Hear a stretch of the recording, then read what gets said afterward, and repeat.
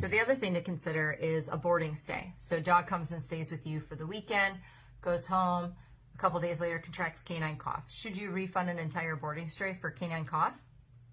No, you should not. Under any circumstance, you should not. There's nothing you can do to prevent that. That is a side effect to having large groups of dogs in one area. Now, dog stays at your facility, leaves, goes home, and throws up a orange chuck-it ball. And you use orange chuck-it balls in your facility. Dog has to be taken to the vet. Vet care is needed. Do you refund the stay? In that scenario, I wouldn't refund the stay, but I would certainly pay for the vet bill. And then put the caveat to the owner that their dog is now being marked that they cannot be with plastic balls, and your facility may not be the right place for them. Potentially, unless you can create a play group that doesn't have those. If a dog boards with you and rubs his nose raw on the kennel gate, should you refund his stay? No.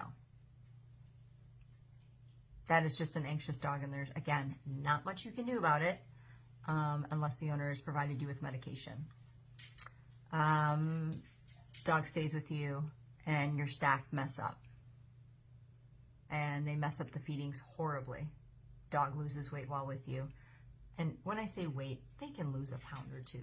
Most dogs, Lord knows they could. But let's say, you know, the owner had packed the bags of food and they were labeled AM and PM and had all the dates on there, and your staff really messed up. It doesn't matter if the dog wasn't eating a lot, but like really messed up. Yep, then you might want to, because you did not provide the quality of service that these people expected. So those are kind of my parameters. Did I provide the service? Did I meet expectations in a reasonable manner? And was there anything I could have done different? You know, depending on how those are answered determines whether or not I refund. A lot of times I will give an in-house credit if needed. So I lost Fluffy's blanket, and this was the blanket they were adopted with. It was a $40 blanket that we bought special. If I can't replace it, you know what? I'm going to credit your account $40. And if I do happen to find the blanket at some future date, I'll get it back to you. That's one way to do it. Instead of giving a full refund, you can give a credit on their account.